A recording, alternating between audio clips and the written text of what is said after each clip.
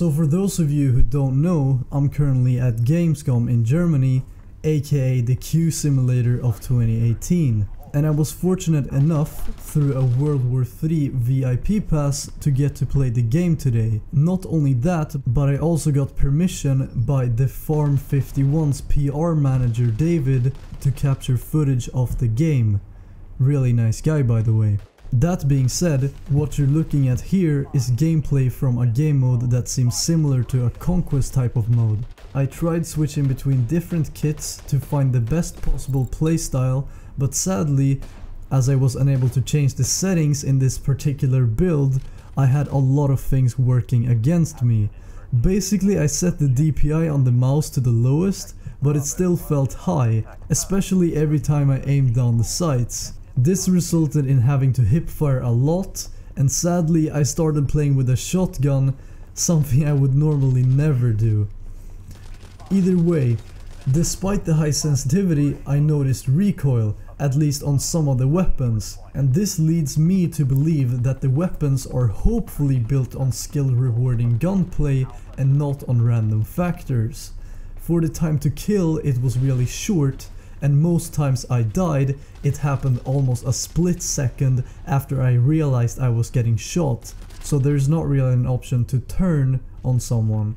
The TTK is short, and I would say it rewards reflexes and being the guy that fires first more than anything else. Sadly, I don't fire first in anything. The game offers the full range of movements you could expect, with walking, sprinting, crouching, prowling, sliding, leaning, and maybe even diving. Although I have to say the movement does feel a bit clunky, at least right now in this build. Obviously, with it being in early access and everything, I don't know how different it's actually gonna be in the full game, but I definitely think there are plenty of things to refine in terms of the movement itself. When it comes to gadget and equipment, I honestly barely use them at all. Maybe I just didn't see the need to heal myself or to put down a mine, and I think that was because of the action that I got was kind of short term. What I mean by that is that I could run from one flag to another without seeing anyone, and as soon as I actually did spot an enemy, the fight is usually over very quickly. So with the action being so spread out, it kind of feels inconsistent to use gadgets right now. It's better to just have your gun drawn and be ready for an engagement.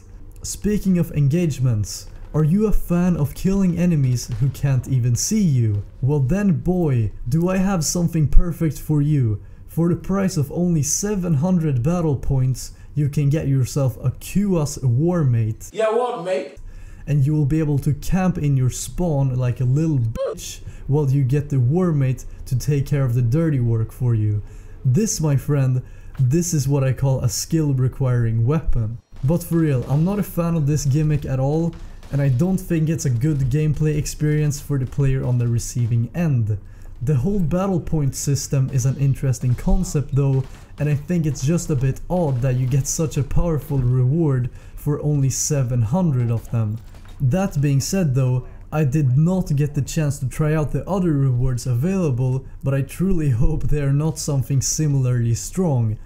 Also, there's the aspect of rewarding players with points for doing well, but the downside is that the players not doing well are not getting any points, which means less rewards for those players, right? So doesn't that in a sense mean that comebacks are just becoming harder if you're already losing? Maybe a giant freaking ice cream truck should enter the map and give ice cream to both teams, and by that making World War III peace, so that the match would end up as a draw. I know I have the best ideas. Speaking about ice cream trucks, there are already vehicles in this game, in case you have been living under a rock, that is.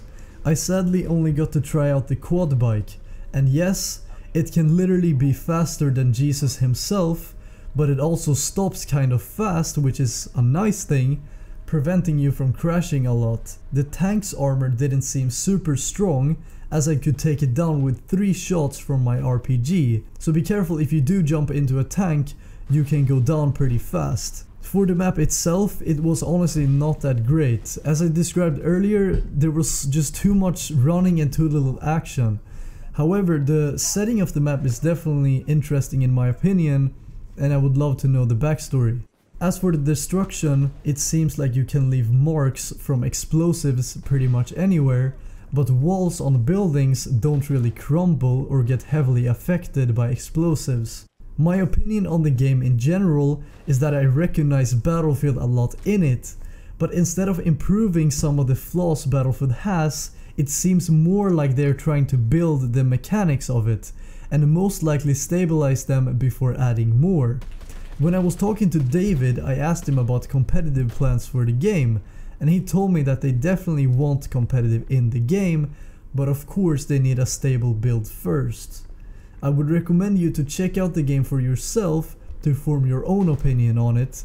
There will be a link in the description. Please let me know what your impressions are so far though down in the comments below, and don't forget to add the word glassbil at the end of your comment, and we will all see how many people got this far into the video. But until the next video, I am PresidentSlendy and I wish you a fine day.